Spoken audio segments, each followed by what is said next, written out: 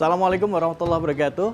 Alhamdulillahirabbil alamin. Hari ini saya David Halik menemani Anda dalam dakwah on the spot Metro TV. Nah, hari ini sebenarnya saya lagi janjian sama seorang ustadz yang terkenal dengan pantunnya. Nah, tapi untuk awal-awal ini saya punya satu pantun juga nih buat pemirsa di rumah. Makan kepiting pakai acar. Ya, minumnya beli di toko sebelah. Nah, kalau pengen syutingnya lancar, jangan lupa kita awali dengan baca bismillah. Masya Allah. Nah, ini pas banget sama tema kita kali ini, yaitu antara bekerja dan ibadah. Ya, seringkali kita kalau kerja itu kan meniatkan ini sebagai ibadah kepada Allah. Tapi kadangkala pada saat kita kerja, kita suka lalai nih dalam ibadahnya. Kita akan bahas deh sama Ustadz Taufikur Rahman seperti apa bekerja dan beribadah. Ya, Ustadznya kemana ini? Udah di dalam, yuk. Assalamualaikum warahmatullahi wabarakatuh. Waalaikumsalam warahmatullahi wabarakatuh, Mas David. Ya, alhamdulillah. Lagi ngapain Saya ngobrol ini berdua? lagi nanya-nanya Mas Yusuf. Beliau kan security di sini. Gitu. Tapi Masya Allah, walaupun tugas sebagai security, tapi masih bisa untuk menyisihkan waktunya untuk kewajiban ibadahnya, Mas. Alhamdulillah. Gitu. Dan gak dilarang sama perusahaan ya Pak ya? Jadi makan tape sampai ke Samarinda. Apa itu, Ustaz? Biar capek bernilai ibadah. Cakep, luar biasa. Oke. Oke, makasih ya. Tadi ya sudah jawab pertanyaan saya. Makasih banyak Pak Yusuf ya. Ya. Yuk, mari Pak. Assalamualaikum. Salam keluarga di rumah. Wah, Waalaikumsalam. seneng ya kalau ngelihat ada orang bisa kayak gitu ya Ustaz ya. Artinya di tengah aktivitas tetap bisa melakukan ibadah wajibnya, sholatnya nggak lepas ya kan, dan ibadah-ibadah lainnya. Betul, ya kan? betul. Tapi Ustaz, nih kalau kita ngomong-ngomong soal ibadah, jadi saya pengen nanya nih Ustaz. Saya ingat ada orang yang mengatakan bekerja itu cari nafkah buat istri, buat anak, buat keluarga, buat orang tua, itu juga ibadah. Ya, Sedangkan sholat kan ibadah. betul. Nah, tapi dalam kenyataannya kadangkala nih misalnya kita sholat, kadang-kadang pas kita lagi kerja sholatnya suka ketinggalan. Pas lagi kerja puasanya lewat, alasannya kerja. Ini yang umum-umum aja nih saat kita ngomong. Nah, tapi balik lagi saat sebenarnya kalau ngomongin soal ibadah nih Ustaz.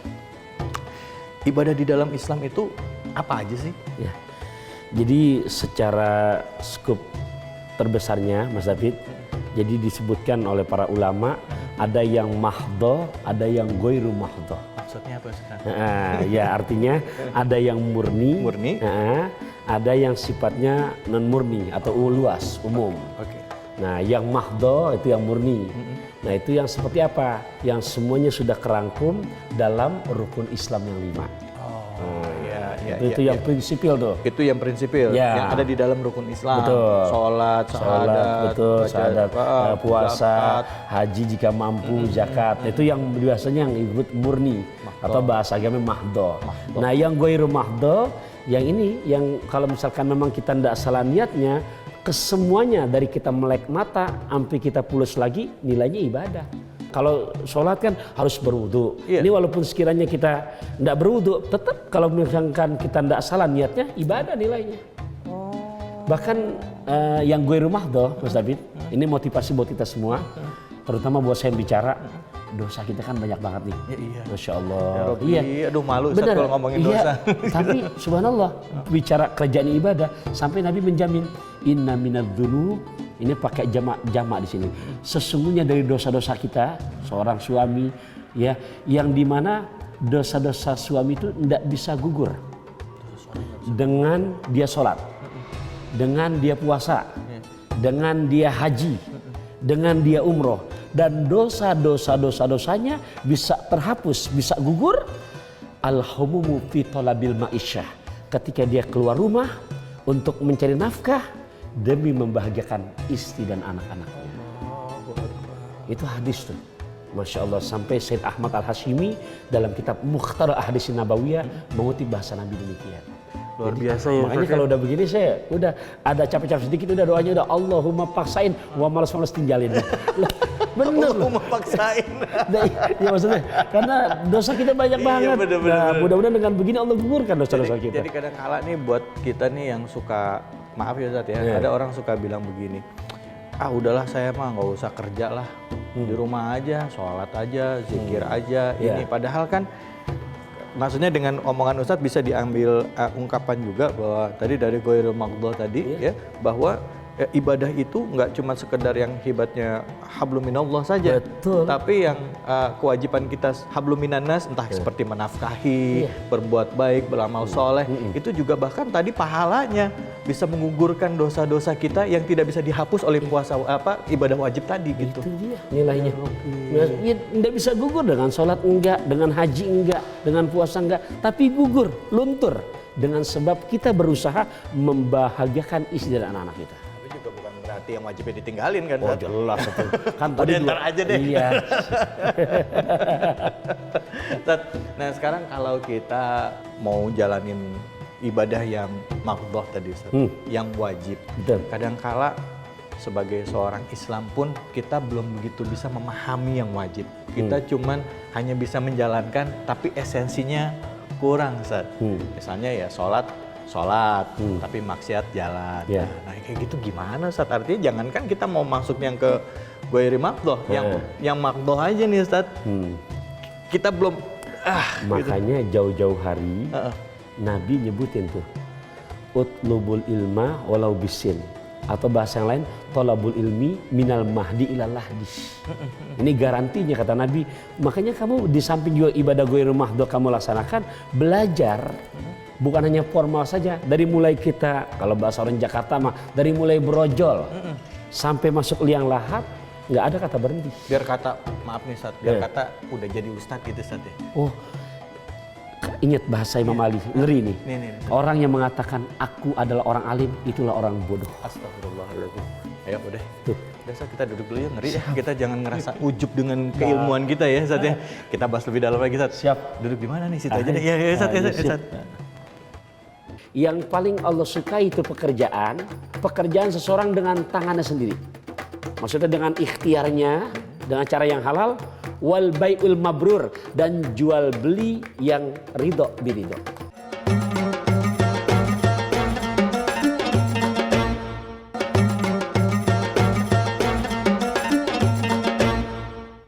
Makasih banyak Ustaz. Wah. Ini namanya makan nasi uduk sampai ke keranji. Oh, kita duduk sambil mengkaji. cakep. Saya kira makan nasi uduk sampai ke keranji. Jauh amat. Iya. Bekerja adalah ibadah.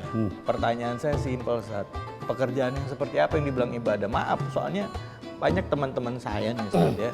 Dia keluar rumah, niatnya ibadah, cari nafkah buat anak atau istrinya. Ya. Tapi maaf, kerjanya di tempat hiburan malam. Terus apakah itu juga boleh termasuk dikatakan, karena kan niatnya, artinya niatnya memang buat nafkahin anak istri, kepaksa gimana? Nah, makanya Allah memberikan rambu-rambu secara detail di surat keempat, juz kelima ayat 29. Bismillahirrahmanirrahim, surat keempat An-Nisa. Ya ayyuhalladzina amanu la ta'kulu amwalakum bainakum bil batil illa an takuna tijaratan antara diminkum. Yang artinya, ya ayyuhalladzina amanu, wahai sekalian orang-orang beriman, la ta'kulu, jangan kamu sekali-kali makan ya amwalakum, akan harta kamu yang kamu dapat dari hasil kerja, bainakum, di antara kamu, karena ada transaksi. Ya, yang namanya orang bekerja pasti ada lawan yang namanya untuk klien dan partnernya gitu. Bil batil, dengan cara yang batil. Illa, kecuali antakuna tijaratan antara diminkum, kecuali yang kamu dapatkan dari hasil ridho biridho yang tidak keluar dari koridor rambu-rambu agama. Oh, jadi ada ridho biridho tapi ada lanjutannya yang tidak keluar dari rambu-rambu agama.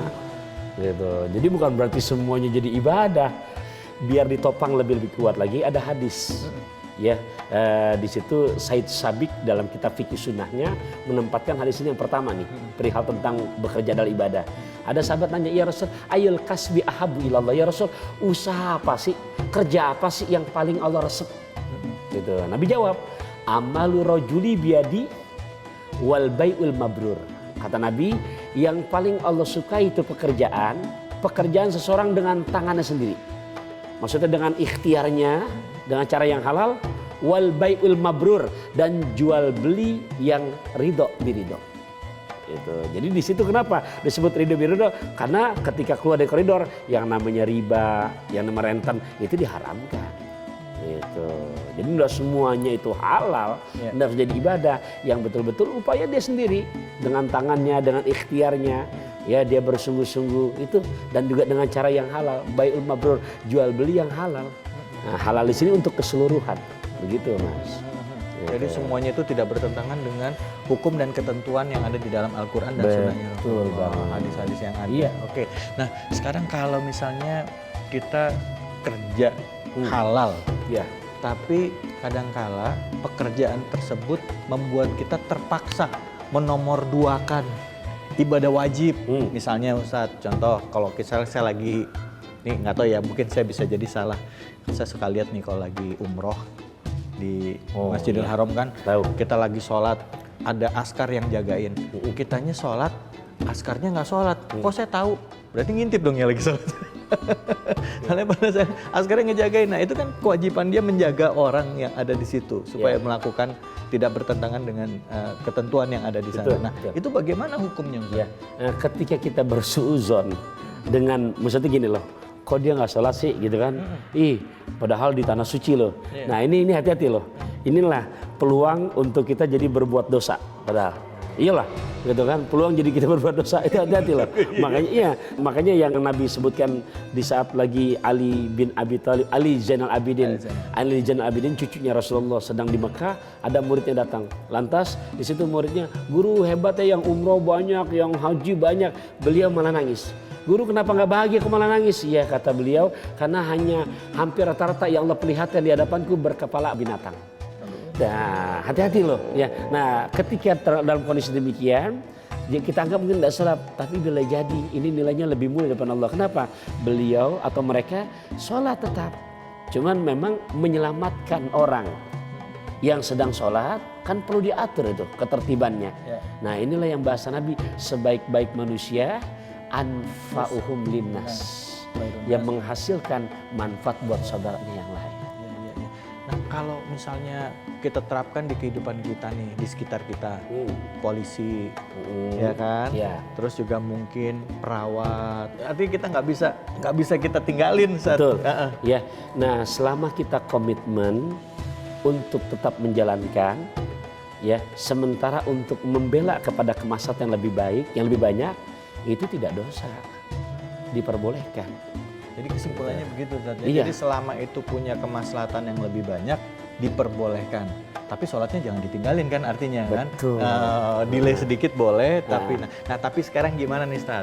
Kalau misalnya ya saya lagi ngerjain tugas nih, Ustaz, atau lagi ngerjain kerjaan kantor, nanggung. Lagi azan nanggung nih, ntar aja dah. Itu gimana sih? Nah, ntar jawabnya. Siap. Ntar jawabnya ya. Si lambar pergi berenang. Orang sabar pasti menang. Kita lanjut lagi ya, tetap di Dakwah on the Spot. Setengah dua keburu datang duluan tuh. Mohon maaf, menstruasi. Nah ini makanya jumhur ulama menyebutkan perempuan yang begini termasuk perempuan yang bermaksiat.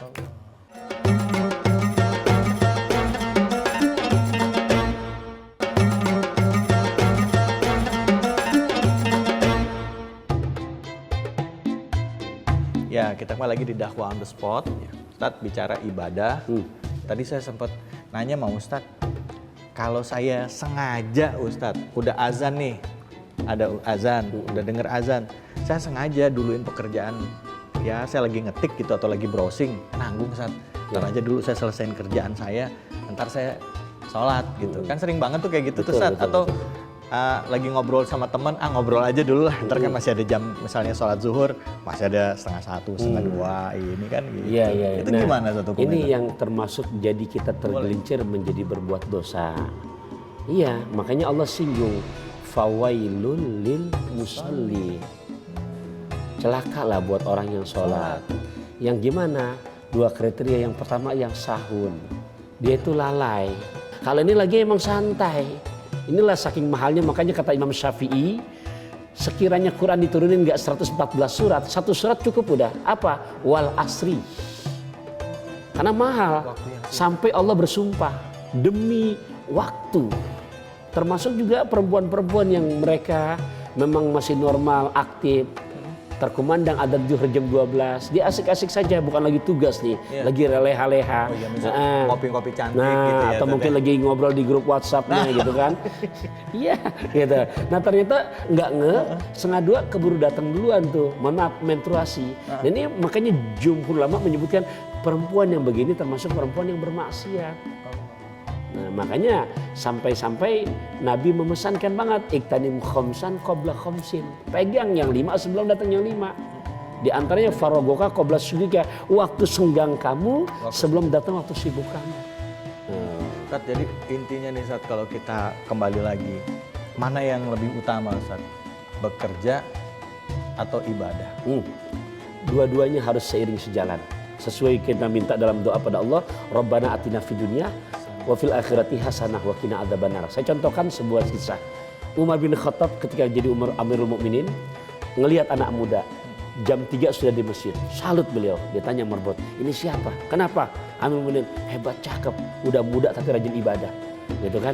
Lantas selesai subuhan, nah begitu mau zuhuran, Umar bin Khattab nanya, "Ini pemuda yang tadi pagi?" "Iya, yang tadi dari subuh, sebelum subuh udah di masjid." "Dia enggak kerja, dia enggak keluar, enggak di masjid aja." Begitu asar langsung ditegur. Sama saya juga. Semua. "Kamu ibadah?" "Iya wahai Amirul Mukminin." "Kamu enggak keluar?" "Enggak." "Jadi saya ibadah saja di dalam masjid, di atas sejadah, saya berzikir." Apa kata Amirul Mukminin? "Yang kamu makan dari mana?" "Kakak saya perempuan yang jualan di pasar." Apa kata Amirul Mukminin? "Yang hebat kakak kamu, bukan kamu." Subhanallah. Jadi pahala yang besar itu antara orang bekerja dengan ibadah itu tergantung dari niatnya ya Ustaz ya. Dan harus seimbang ya antara fid dunya wal akhirah. Ya. Jadi fid dunya wal akhirah, dunianya dapat karena kita masih di dunia. Nah, dan semua aktivitas yang kita kerjakan ketika kita niatkan buat akhirat nilainya ibadah semua. Dan hati-hati, sekalipun kita lihat di atas sejadah, megangnya tasbih, zikir, tapi kalau niat di dunia itu nihil, kosong. Sampai Nabi singgung, kam min amalina tasawwaru bi suratil akhirah. Betapa banyak orang yang beramal perbuatan-perbuatan akhirat tapi jeleknya niat, nol. Tapi betapa banyak pekerjaan-pekerjaan yang kelihatan pekerjaan duniawi karena niatnya semata-mata untuk akhirat, dunia akhirat dia dapat. Masya Allah, ya Rabbi.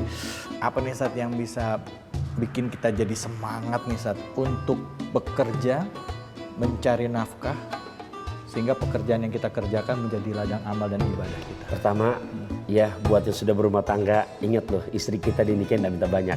Aku mau dibelikan tinta, tapi tinta yang dari Belgia. Aku mau kau bicara cinta, tapi yang membuat hatiku selalu bahagia. Cakep. Ya, karena udah begini kita akan termotivasi. Iya, betul. Nah yang kedua, wahai para suami, dosa kita banyak. Dan ketika kita keluar rumah, dalam koridor yang benar dengan cara-cara yang halal, maka satu, keluar rumah kita bernilai pahala jihad. Yang kedua, ketika kita meninggal dunia, maka mendapatkan pahala syuhada. Ketika kita selamat, nggak meninggal dunia, maka Allah gugurkanlah dosa-dosa kita. Ustaz, saya siap buat bekerja lagi nih Ustaz nih. Harus. Kita udah kan nih kan, mudah-mudahan ini jadi ladang amal kita juga Ustaz ya. Harus, jangan salah niatnya makanya. Ya. Es batu di dalam gelas, Siap. terasa nikmat jika dicampur dengan gula. Cakep. Segala sesuatu di awal hati ikhlas, pasti akan berbuah dengan nilai pahala. Masya Allah. Oke. Cakep Ustaz. Makasih banyak. Syukran jazakallah khairan kasar. Afwan dan pemirsa, terima kasih banyak ya.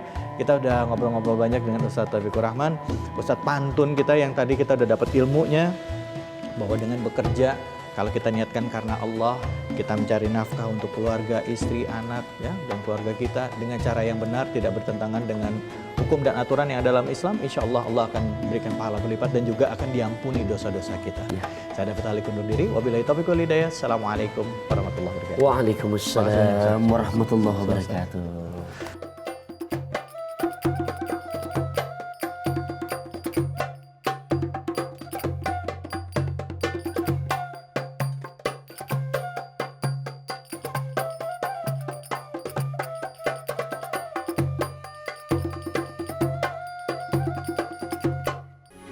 Metro TV. Jelajahi cara baru mendapatkan informasi. Download Metro TV Extend sekarang.